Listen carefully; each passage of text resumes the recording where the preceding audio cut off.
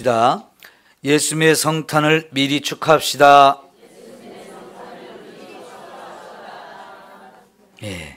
지금 대림절 둘째 주일입니다.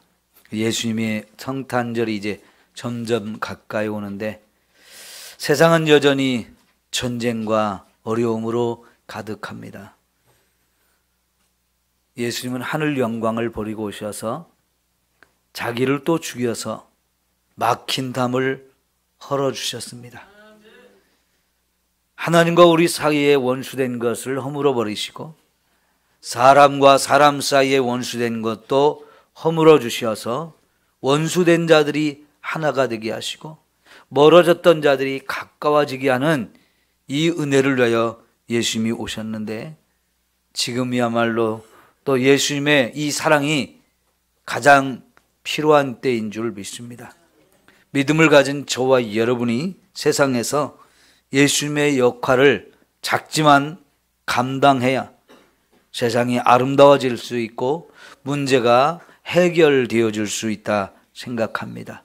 예수님처럼 나를 먼저 희생하고 내 것을 양보하는 이런 삶이 되어지기를 소망합니다. 오늘 말씀을 좀 우리가 이해하려면요, 하박국서를 좀 먼저 생각해 보셨으면 좋겠어요. 하박국이라고 하는 선지자가 살던 시대 혼란이 극심했습니다. 죄악이 가득 찼습니다. 그런 세상을 살면서 이 선지자는 고민을 합니다. 하나님, 이 백성이 하나님의 백성인데 죄악이 너무나 가득한데 언제까지 그냥 두시겠습니까? 질문을 해요. 하나님이 말씀하시기를 내가 바벨론을 통해서 이 나라를 심판할 거다. 선지자가 또 깜짝 놀래요. 내 백성이 죄를 지어서 지금 심각한 상황이긴 하지만 그래서 하나님이 심판하신다는 건 당연한데 왜 우리 백성보다 더 악한 바벨론을 통해서 이 나라를 심판하시는 겁니까? 뭔가 안 맞는 것 같잖아요. 악한 자를 심판하는데 더 악한 자를 들어서 심판하신대요. 하나님 말이 안 되는 것 같은데요. 하나님이 또 대답하십니다. 그 다음에는 바벨론도 내가 심판할 거다.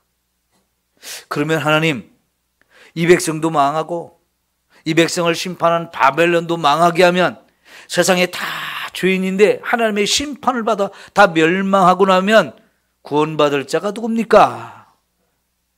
그때 하나님이 하신 말씀이 너무나 유명한 말씀. 오직 의인은 믿음으로 말미암아 살리라 라고 말씀을 하셨어요. 이 말씀을 놓고 오늘 말씀을 생각해 보겠습니다.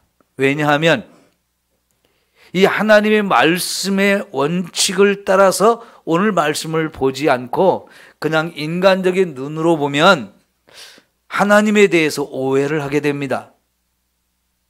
하나님이 나라를 쳐들어가라고 전쟁을 시키시는 분, 또 전쟁을 해도 그 질 사람들에 대해서 하나도 남김없이 다 진멸하라고 하니까요, 이건 너무나 잔인한 것 아닙니까? 이렇게 생각할 수 있거든요. 그래서 우리가 성경을 볼 때는요, 인간적인 눈이 아닌 믿음의 눈으로 봐야 되고, 또 본문 말씀이 이해가 안 될 때는 성경 전체를 놓고 자꾸 생각해야 이 말씀을 정확하게 알 수 있게 되어집니다. 자, 그러면 오늘 말씀을 보면 첫 번째 하나님께서 하시는 말씀이 가나안 땅을 이스라엘 백성에게 주시겠다고 말씀을 하십니다. 이제 가나안 땅에 들어가라고 이스라엘 백성을 저 애굽에서부터 이끌어내셨잖아요. 광야를 거쳐서 이제 가나안 땅 바로 앞에 이제 오게 하셨고, 하나님 말씀하시기를 눈앞에 보이는 이 가나안 땅 내가 너희에게 준다라고 말씀을 하셨습니다. 이 말씀은 지금 이루어지는 것이 아니고 오래전 아브라함에게부터 약속하셨던 내용이에요. 왜 하나님은 아브라함에게 가나안 땅으로 가라 하시고 이 땅을 너와 네 후손들에게 주리라고 말씀하셨을까요? 이 가나안 땅에 사는 사람들이 죄악이 너무 극심했기 때문입니다. 그 증거가 뭐냐면 그 가나안 땅 중에 소돔과 고모라 성이 어떻게 되었습니까? 아무리 눈을 씻고 보아도 그 성 안에 사람은 많이 사는데 의인 10명이 없이 모두가 죄악으로 가득한 성이었어요. 그래서 하나님이 도저히 그들을 그냥 둘 수가 없어서 하늘에서 불을 내려서 그 땅에 사는 사람들 다 불로 태워 죽이셨습니다. 이것은 소돔과 고모라가 대표적이지만은 그 지역에, 가나안 지역에 살고 있는 많은 나라들에 대해서 하나님이 경고하시는 거였어요.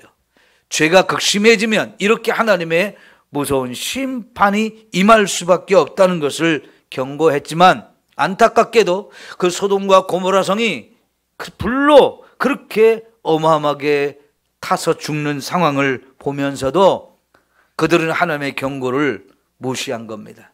그리고 죄악으로 달려가기에 바빴어요. 소돔과 고모라 말고 다른 도시들은 아직은 소돔과 고모라 같이 되지는 않았지만 하나님이 보시기에 이들은 점점 그 죄악의 길로 가서 언젠가 그 죄악이 가득 차게 될 것이라. 그래서 이제 그들을 다 멸망시키고 아브라함의 후손에게 이 땅을 줄 거라고 약속을 하셨던 겁니다. 그런데 이제 그때가 되었습니다. 다시 말하면 가나안 땅에 사는 사람들은 죄악으로 가득해요. 심판하실 때가 되었습니다. 지금까지 오래 참아주시고 수많은 회개의 기회를 주셨지만 그들은 그런 기회를 다 묵살하고 죄악의 길로 가기만 바빴습니다. 그래서 이제 심판의 때가 되었기에 이스라엘 백성을 저 애굽에서부터 이끌어 내신 거지요. 그리고 이제 가나안 땅으로 들어가면 내가 이 땅을 너희에게 주겠다라고 말씀하셔요. 첫 번째 기억할 것은 이 가나안 땅은 하나님이 주신다는 땅입니다. 이제 두 번째 우리가 생각할 것은 전쟁이 일어날 텐데 이 전쟁을 할 때 그 땅에 있는 사람들 다 전멸시켜라 그랬어요. 그 땅에는 빈 땅이 아닙니다. 오늘 말씀해 보면 7 족속이 거기 살고 있었다 그랬습니다. 거기서 엄연히 살고 있는 사람들이 있습니다. 그들과 전쟁을 해서 이 땅을 취해야 되는데 여러분, 이 전쟁을 통해서 이제 내가 너희의 편이 되어주고 너희가 이길 수 있도록 해줄 테니까 그 땅의 사람들은 다 전멸을 시켜라 라고 말씀을 하시는 거예요. 근데 이 말씀을 아까 우리가 인간적으로 생각하면 이건 너무나 잔인하다는 얘기죠. 전쟁이 일어났다고 이긴 사람이 진 사람을 하나도 남김없이 다 죽인다는 거, 이건 너무 잔인하잖아요. 왜 이렇게 하라고 하시는 걸까요? 이것은 하나님의 심판이기 때문에 그렇습니다. 하나님은 죄인을 반드시 심판하십니다.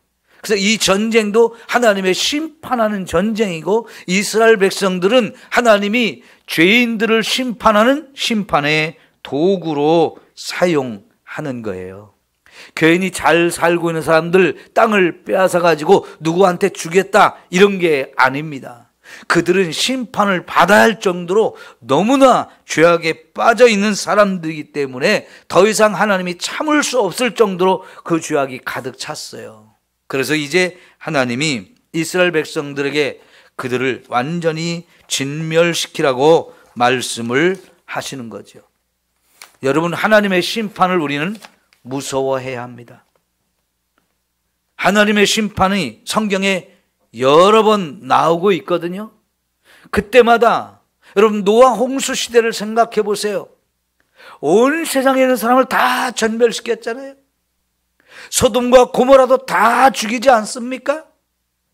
나중에 보면 심판의 도구로 사용했던 이스라엘 백성들도 처음에 하박국 선지자 말씀을 우리가 생각해 보았던 것처럼 바벨론이라는 나라를 보내서 하나님의 백성들이 사는 그 땅도 죄악이 가득 찼기 때문에 결국은 너무나 많은 사람이 죽었고요, 나라는 없어졌고요, 살아있는 사람들은 다 포로로 끌려갔습니다. 이게 하나님의 무서운 심판입니다. 지금 이 가나안에 살고 7 족속, 그들은 우리 시대로 말하면 우리를 유혹하는 죄, 그리고 사탄과 그 귀신들의 존재로 우리가 생각해 볼 수가 있어요. 믿음을 가지고 사는 저와 여러분은 죄는 철저히 싸워서 이겨야 합니다. 죄와 적당히 타협하면서 신앙생활하는 것은 엉터리 신앙생활을 하게 만들어요. 사탄은 끊임없이 삼킬 자를 두루다니며 찾는다 했고, 온갖 수단과 방법을 동원해서 저와 여러분을 미혹해서 하나님과의 관계를 끊어버리든지 멀어지게 하든지 죄에 깊이 떨어지게 만들거든요. 그런 존재를 우리는 그냥 보고만 구경할 수는 없는 거지요. 하나님은 우리가 영적 전쟁을 통해서 사탄과 귀신들의 존재를 확실하게 물리치라고 그랬어요. 죄도 이겨야 되는 것이라고 그랬어요. 이 죄를 적당하게 눈 감으면서 친구를 삼으면서 좀 이웃이 되어져 가지고 함께 이것저것 하며 산다면 우리는 신앙생활을 제대로 할 수가 없는 거지요. 그러다 보면 우리도 심판받을 수가 있어요. 지금 가나안 땅에 사는 사람들을 심판하듯이 그들을 심판하는 도구로 들어갔던 이 백성이 자기들이 심판을 당할 수가 있다는 얘기죠. 그러니까 처음부터 심판의 도구로 갔으면 정확하게 멸망받아야 될 자들 다 멸망시켜야 한다는 겁니다. 충분히 이해가 되시지 않습니까? 우리가 신앙생활하면서 적당히 죄와 타협하면서 신앙생활하면 내 자신이 의심스러운 거예요. 내가 진짜 예수 믿는 사람일까?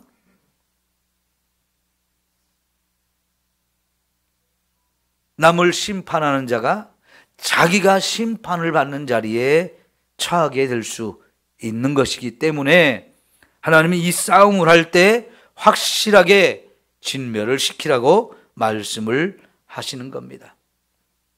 세 번째 우리가 생각해 볼 것은 이제 전쟁이 끝난 후에 가나안 땅에 들어가게 살 때에 혹시라도 남겨둔 사람이 있으면 이 사람들과 언약을 맺거나 그 사람들이 하는 일들을 자꾸만 본받으면서 우상숭배에 빠지거나 그 사람들하고 친해지면서 서로 아들과 딸들이 결혼을 하면서 피가 섞이는 이런 상황이 되는 것 하나님이 가장 염려하셨어요.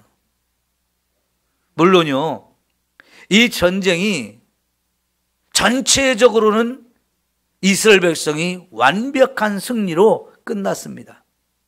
오랜 시간이 걸리지도 않았어요. 한 1, 2년 정도의 짧은 시간에 그 가나안 땅에 사는 사람들을 다 이겼습니다. 그러나 그 전쟁이 이기긴 했지만 완전히 전멸시킨 건 아니고요, 하나님도 그들을 완전히 전멸시키고 나면 갑자기 주인 없는 땅들이 많아지게 되면 그 주인 없는 땅에 더 황폐해질 것을 염려해서 조금씩 너희들이 힘이 세지고 너희들이 그것을 다 감당할 수 있는 상황이 될 때까지 조금씩 다 그들을 몰아내고 전멸시킬 것이다, 이렇게 하시면서 이스라엘을 배려해 주었거든요. 그런데 그런 상황 속에서 그들하고 점점 친해지고 언약을 맺고 결혼을 주고받으면서 그들이 하는 일들을 자꾸 보면서 저거 좋아 보이는데 하면서 하나씩 둘씩 받아들이다가 결국은 하나님을 떠나서 그들이 섬기는 우상 숭배를 하는 자리까지 갈 것을 염려하셨어요. 이게 사실은 제일 염려스러운 거지요. 성도 여러분, 우리가 지금 신앙생활하는 걸 한번 생각해 보세요. 우리가 예수님을 믿으면 분명히 하나님은 우리를 세상으로부터 구별해 내시는 것이라고 말씀을 하십니다. 그렇지만 여전히 우리는 예수님을 믿지 않는 사람들 틈 속에서 살고 있어요. 우리 가정에도 믿는 사람과 믿지 않는 사람이 함께 살기도 하고요. 우리가 사는 일터에 나가면 믿지 않는 사람들이 더 많아요. 그리고 우리가 매일 만나는 사람 중에도 믿지 않는 사람들이 훨씬 많지 않습니까? 그렇다고 해서 예수를 믿는데 관계를 다 끊고 살 수는 없잖아요. 그러다 보니까 함께 어울리면서 해서는 안 되는 일도 자꾸만 할 수 있는 기회가 생기게 되고 세상은 자꾸 그런 일을 함께 하자고 미혹합니다. 이럴 때 우리가 이거를 탁 끊기가 쉽지 않지요. 사람과의 관계를 끊겠습니까? 그들과 하던 일들을 안 하겠습니까? 쉬운 일이 아닌 거지요. 근데 지금 이스라엘 백성들을 들여보낼 때 완전히 처음부터 다 전멸시키고 다 쫓아내고 이제 그들만 사는 상황이 되지는 않거든요. 그럴 때 정말 조심할 것이 너무나 많다는 얘기지요.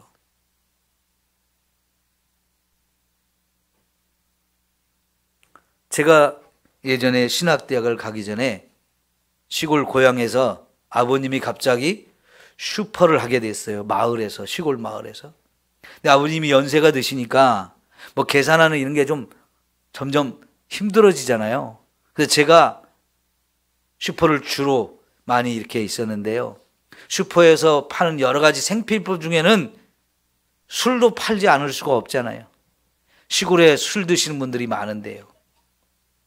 그러면 술을 사갖고 가서 드시는 분도 있지만은 그냥 소주를 달라고 해서 거기서 적당한 안주를 골라서 그냥 거기서 몇몇 사람 앉아가지고 먹기도 합니다. 그러다 보면요, 교회 다니는 사람들 자꾸 오라가지고 예수 믿어주면 한 잔은 괜찮아. 그러면서 자꾸 미혹합니다. 근데 여러분, 술이라는 게 한 잔이 한 잔으로 끝나요? 한 잔 먹었다면 두 잔 들어가는 건 당연한 거고요. 두 잔이 세 잔 되고 이렇게 해서 한 번, 두 번 먹다 보면 술 먹는 게 당연한 것이 되어지고요. 그러면 중독자리도 가요. 중독자가 되기도 한단 말이에요. 근데 예수를 믿으면서 술을 끊지 못하게 되면 계속 괴롭잖아요.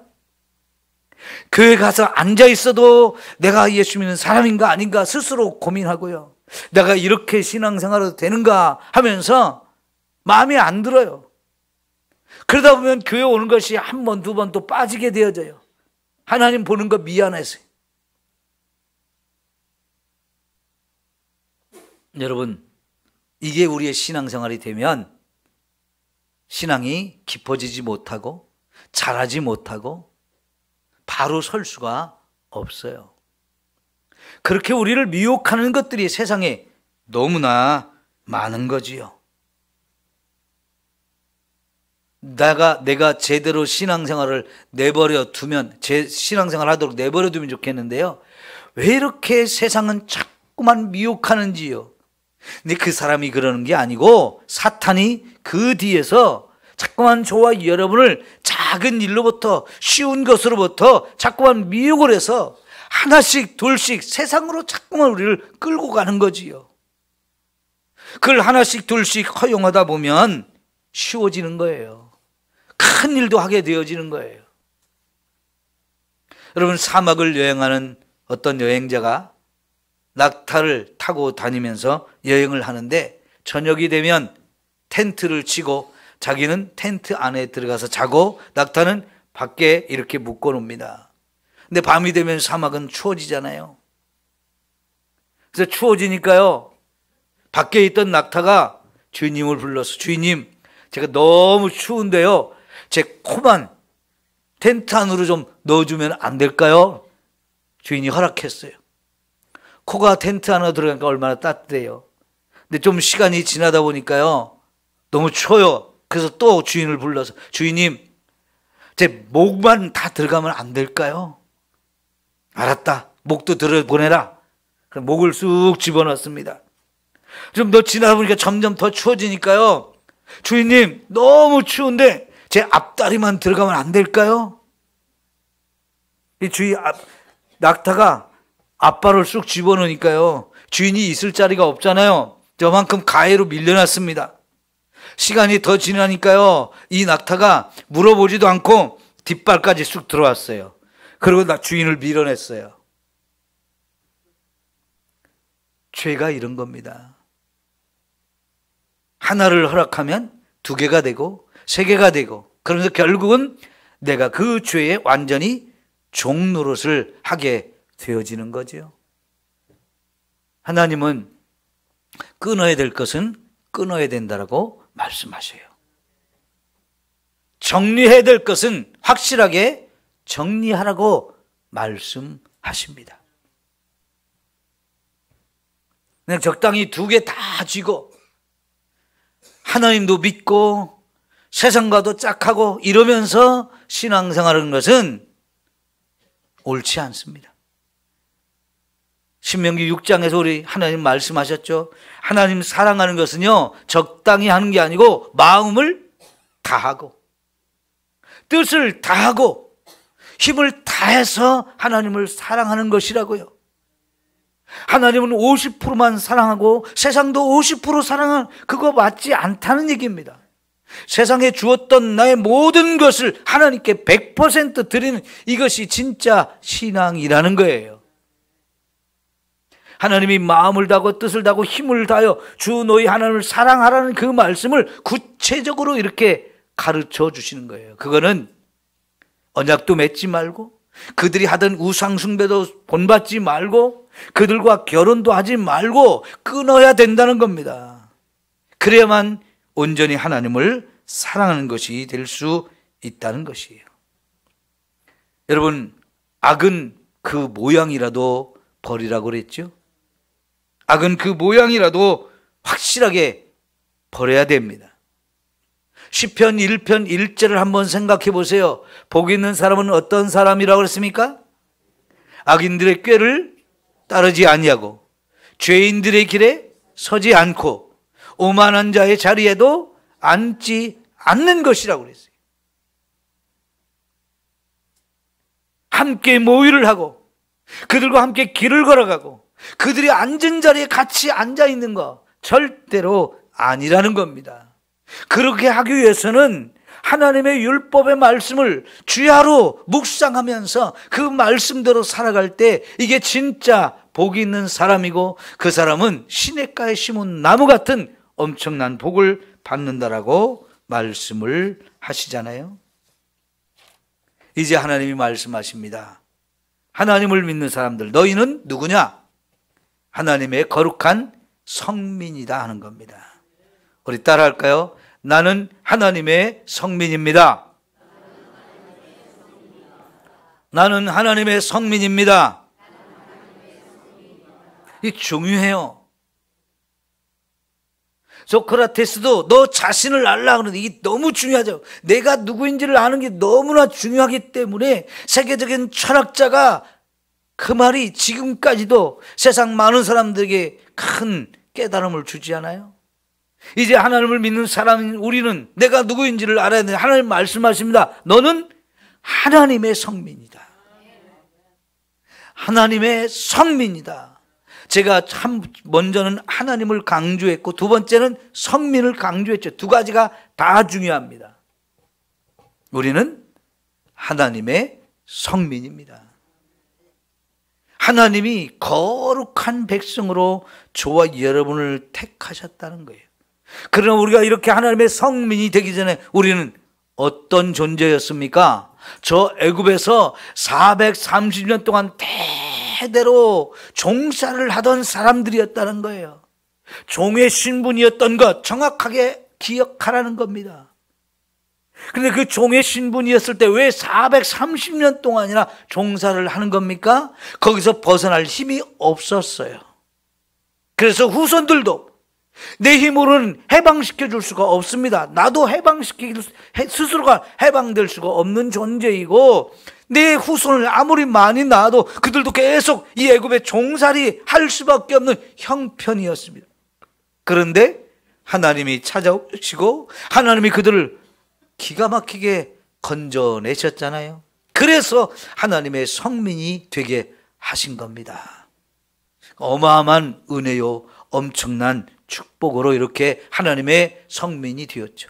근데 이것은 그냥 되어진 일이 아니고 더 오래전에 아브라함에게 약속하셨던 아브라함의 후손들, 여기 하나님의 아브라함의 후손이기 때문에 그 후손들에게 축복하겠다는 하나님의 약속이 있었기 때문에 그걸 성취해 주셔서 이제 하나님의 성민이 되었다는 거예요.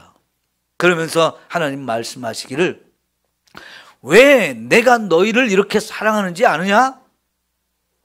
너희들이 잘나서가 아니야. 너희들이 큰 나라이고 너희들이 강한 민족이기 때문에 너희를 선택한 게 아니다. 오히려 너는 세상에서 가장 작은 민족이고 가장 작은 사람들인데 보잘것없는 사람이기 때문에 내가 너희를 사랑하는 거다. 나는 사랑이기 때문에 그냥 너희를 사랑하는 거야 하면서 하나님이 사랑하시기 때문에 이 민족을 그렇게 선택하시고 구원해 주시고 하나님의 성민으로 삼아 주셨다는 거지요. 여러분, 아까 처음에 하박국서 말씀할 때 어떤 사람이 구원 얻는다고 그랬어요? 세상에 다 죄인으로 하나님의 심판의 대상이 되어서 멸망할 수밖에 없지만 오직 의인은 믿음으로 살 것이다 라고 말씀하셨잖아요. 하나님을 믿게 하시고 하나님이 보내신 구원자 예수 그리스도를 믿게 하셔서 그 하나님을 믿는 사람, 예수 그리스도가 나의 구주인 것을 믿는 사람을 하나님은 구원하신다고 하셨는데요, 이게 하나님의 구원의 원리예요. 그래서 하나님을 믿게 하시고 예수님을 믿게 하신 이 사람들, 이들이 하나님의 거룩한 성민이 되어지는 거지요. 그러면서 하나님 말씀하신 것, 이제 너희가 거룩한 성민이니까 이제 너희는 그 땅에 들어가서 거룩한 성민으로 성민답게 살아야 된다라고 말씀을 하시는 겁니다. 왜요? 죄인들을 심판하는 도구로 들어갔잖아요. 그러면 그 죄인을 진멸시킨 다음에 너희는 거기서 어떻게 살아야 되느냐? 성민답게 살아라. 다시 말하면 거룩하게 살면서 거룩한 하나님의 나라를 세우라는 거예요. 그 땅에 살던 사람들처럼 죄악이 가득한 나라가 되어지는 게 아니라 죄를 몰아냈으면 이제 너희가 하나님의 백성답게 거룩한 하나님의 나라를 세우라고 하는 것입니다. 이 성민이라는 걸 깨우쳐주는 이유는 거기에 있어요. 너희는 이제 하나님의 백성답게 거룩하게 살아야 된다는 거죠. 그렇게 거룩하게 살기 위해서 필요한 것이 하나님의 말씀이었어요. 그래서 율법을 주신 거예요. 이 율법은 하나님이 요구하시는 겁니다. 의롭게 살라고, 거룩하게 살라고 하나님이 요구하시는 말씀이 그 율법인 거예요. 그러면 이제 이 백성이 이 율법을 받아서 거룩하게 살아야 될 의무가 있는 거죠. 그럴 때 절에서 하나님이 저들에게 이 땅을 주셨고 그 땅에 살던 죄인들을 멸망시킨 거구나, 세상이 볼 수 있는 거 아닙니까?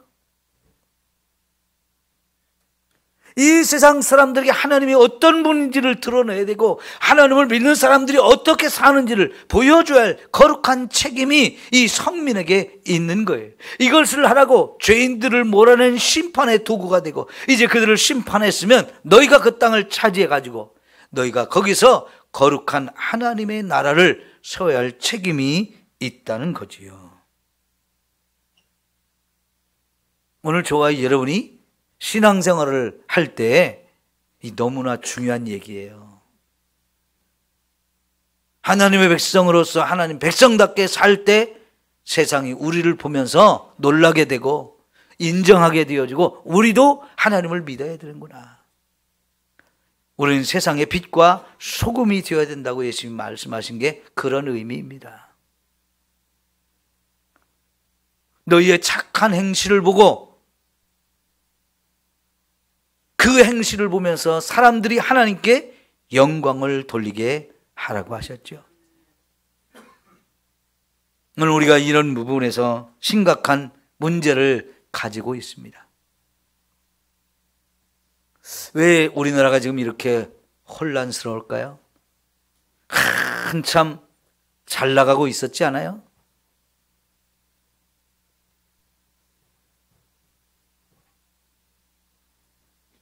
외국에 가면 한국이 인기가 어마어마하게 높아졌었어요.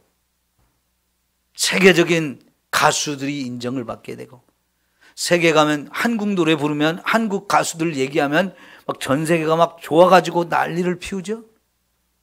거기에 따라서 하나씩 하나씩 드라마나 영화 이런 것들도 막 유명해지고요. 심지어 막 음식도 엄청 유명해지고. 요즘 김값이 왜 이렇게 비싸진 줄 알아요? 막 갑자기 한국 김이 유명해져 가지고 수출을 많이 되니까 우리가 먹을 게 없어져요. 그리고 막 비싸져요. 그만큼 한국의 위상이 어마어마하게 높아져 가지고 정말 잘 나가는 상황인데 갑자기 왜 이런 일들이 또 벌어지는 겁니까? 하나님의 뜻이 있을 거예요. 누구를 욕하기 전에, 누구 때문이라고 하기 전에 믿음을 가진 우리가 하나님이 왜 이러실까를 생각하면서 우리가 신앙생활을 잘못해서 교회에 내리는 하나님의 경고라고 저는 봐야 됩니다. 우리들이 정신을 차려서 신앙생활을 제대로 하라고 하시는 겁니다. 교회가 여전히 너무나 많이 분열되어 있고요. 교회가 분열돼서 이렇게 저렇게 다투는데 세상이 다투는 거는 더 말할 것도 없는 거지. 교회가 신앙생활을 엉터리로 하는데 믿음이 점점 세속화되어져 가 있는데 세상이 죄악으로 더 깊어지는 것은 더 말할 수가 없는 거예요. 여러분, 세상을 걱정하기 전에 이게 우리 탓이다, 우리 때문이다 생각하면서 하나님 앞에 우리가 회개하면서 나부터 정신 차려서 신앙생활 제대로 해야 되겠다, 말씀으로 돌아가야 되겠다, 기도하며 살아야 되겠다, 이게 세워져야 돼요. 그래야 저와 여러분이 세상을 변화시킬 수가 있어요. 하나님은 오늘 말씀의 상당 부분을 말씀대로 살면 엄청난 축복을 주신다라고 약속을 하셔요. 말씀이라는 게 율법인데요, 여러분 세상의 법을 어느 나라 법이든지 다 보세요. 우리나라 법에도요, 이 법을 잘 지키면 집을 준다, 그런 얘기 있나요? 이 법을 잘 지키면 좋은 직장을 준다, 이런 얘기 있나요? 없어요. 오히려 이 법을 안 지키면 감옥 간다, 사형당할 수 있다, 맨 그런 얘기만 있어요. 그런데 여러분, 하나님의 말씀만 유일하게 말씀을, 율법을 잘 지키면 내가 복을 주는데 엄청난 복을 주겠다라고 약속을 하십니다. 우리 자녀들을 번성케 할 것이고, 물질에도 축복을 풍성하게 다양하게 부어줄 것이고, 질병도 막아주셔서 건강하게 살게 해주신다는 이런 많은 축복을 하나님이 약속하고 계신데, 생각해 보세요. 자녀가 번성하고 물질이 풍요하고 병에 걸리지 않고 건강하게 살면 우리가 원하는 축복이 다 들어있는 거 아니에요? 하나님이 이런 복을 누구한테 준다고요? 말씀대로 살아가는 사람한테. 누가 이런 복을 준다고요? 하나님이요. 중요한 얘기예요. 하나님은 왜 이렇게 하시겠어요? 이 법이 그만큼 중요한 법이고 이 법이 그만큼 좋은 법이라는 거예요.